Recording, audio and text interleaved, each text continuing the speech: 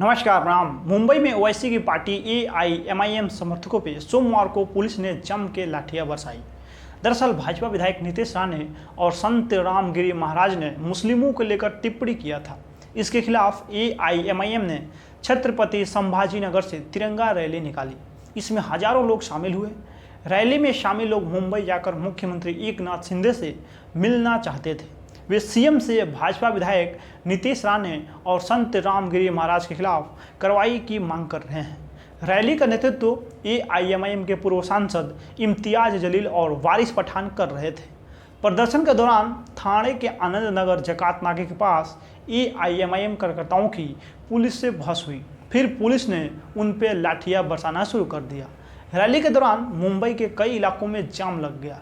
Police ने rally को थाने से वापस भी कर दिया। धर्मगुरु रामगिरी महाराज पे पैगंबर मोहम्मद और इस्लाम पे अपमानजनक टिप्पणी करने का आरोप लगा है। नासिक जिले के सिन्नर तालुका के शाह पंचाले गांव में एक कार्यक्रम के दौरान रामगिरी महाराज ने टिप्पणी की थी, जिसका वीडियो वायरल हो गया था। मुस्लिम संगठनों ने देश के अलग अलग हिस्सों में विरोध प्रदर्शन किया और रामगिरी की गिरफ्तारी की मांग भी किया था।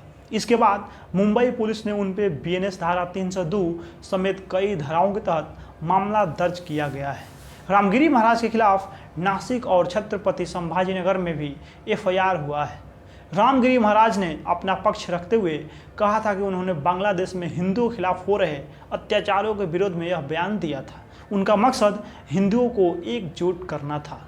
19 सितंबर को नितेश राणे ने शंगाली में कहा था कि 24 घंटे के लिए पुलिस को छुट्टी पे भेज दो, फिर हिंदू अपनी ताकत दिखा देंगे।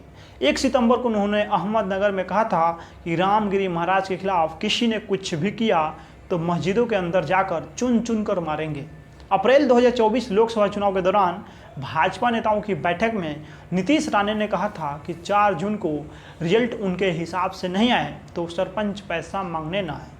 उन्हें अभी जितने वोट मिले हैं नीतीश राणे को उससे ज़्यादा वोट चाहिए।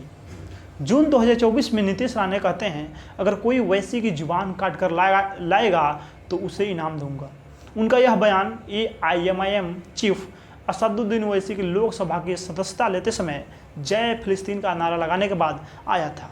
मई 2023 में नीतीश राणे ने संजय राउत को सांप कहा था। साथ ही दावा किया था कि संजय राउत राजनीतिक रूप से उद्धव ठाकरे को खत्म करना चाहते हैं। वो जल्द ही उद्धव ठाकरे को छोड़कर एनसीपी में शामिल हो जाएंगे। रामगिरी महाराज का असली नाम सुरेश रामकृष्ण राणे है।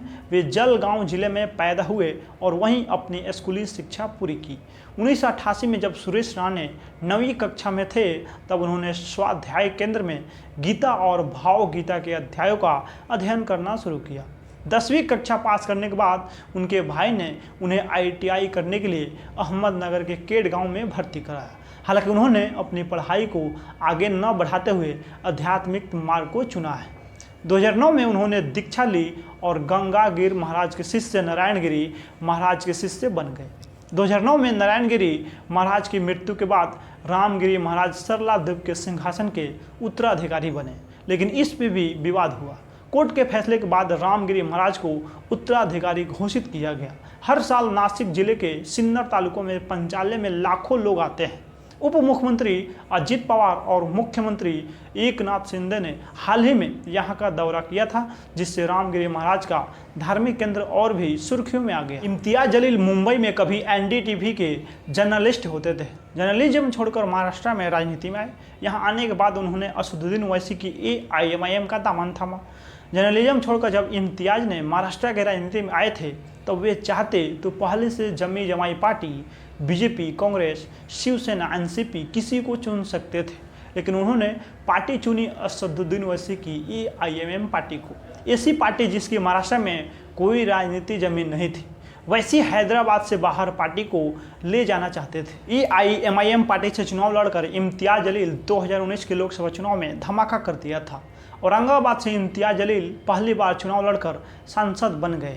वैसी की पार्टी को हैदराबाद से बाहर एक ठहराव मिला। हालांकि 2024 में 2019 दोहराने के लिए इम्तियाज जलील ने फिर एआईएमआईएम के टिकट पर लड़े, लेकिन इस बार चूक गए। महाराष्ट्र में विधानसभा चुनाव में आए तो इम्तियाज जलील नए सिरे से एक्टिव हुए हैं। उन्होंने फिर ऐसा धमाका किया है कि महाराष्ट्र की बड़ी बड़ी पार्टियों के होश उड़ गए हैं। देश में जब हिंदू मुसलमान वाली राजनीति जोरों से चल रही है तो इम्तियाज जलील खुलकर मुसलमानों के हक में राजनीति कर रहे हैं। मौका दिया है बीजेपी नेता नीतीश राणे और संत रामगिरी महाराज ने मुसलमानों के खिलाफ भड़काऊ बयान देकर। रामगिरी महाराज इस्लाम और पैगंबर मोहम्मद के बारे में अपमानजनक टिप्पणी को लेकर विवादों में घिरे हैं। नीतीश राणे न केवल संत रामगिरी महाराज के समर्थन में आए बल्कि 1 सितंबर को अहमदनगर जिले के श्री रामपुर और तोपखाना इलाकों में जनसभाएं कर डाली। नीतीश राणे के खिलाफ भी मुसलमानों के खिलाफ बयानबाजी को लेकर कई केस दर्ज हुए हैं।